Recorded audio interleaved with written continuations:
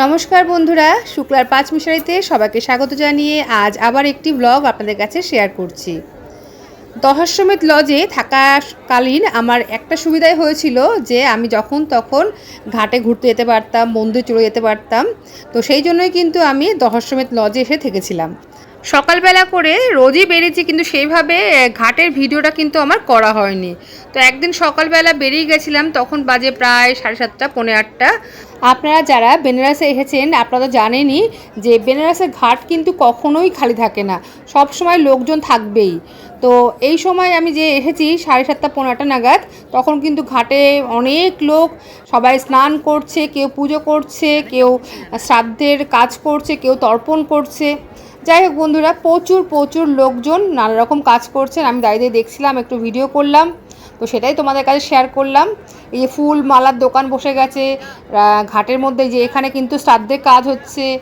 এখানে দেখুন ফল কেটে বিক্রি হচ্ছে। ঘাটে কিন্তু এই ফলটা কিন্তু খুব বেশি পাওয়া যায়। আমি এখন এই ঘাট ধরে ধরে চলে যাব হচ্ছে কাশী বিশ্বনাথ ঘাটে। আজকে আমি কাশী বিশ্বনাথ মন্দির আর যাব না, বিশ্বনাথ মন্দিরের পাশে যে মন্দিরগুলো আছে, ছোটো ছোটো মন্দিরগুলো, সেগুলোও কিন্তু বহু পুরনো।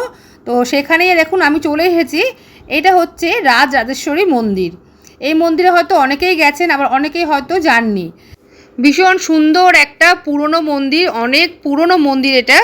তো এটা কিন্তু আগে ঘাট থেকে যাওয়া যেত, কিন্তু এখন দেখলাম ঘাটের রাস্তাটা বন্ধ করে দিয়েছে। দেখুন এই যে হচ্ছে মা রাজরাজেশ্বরী।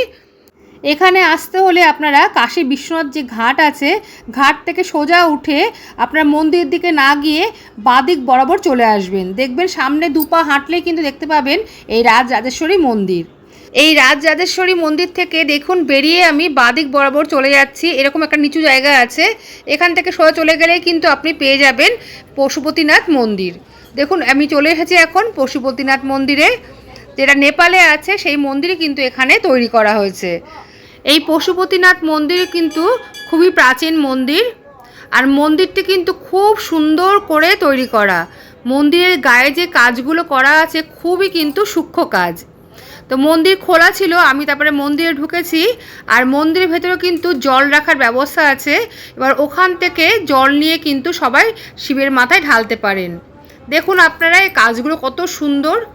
তো যাই হোক বন্ধুরা, আমি কিন্তু মন্দিরের ভেতরে গিয়ে শিবের মাথায় জল ঢেলেছিলাম। দেখুন এখানে বাবা মহাদেব আছেন, আমি সামনে থেকে দেখাচ্ছি আপনাদের।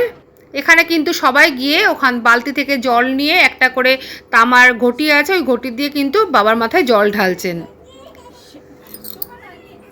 আমি এটা না দেখলে হয়তো এবার মিস করে যেতাম।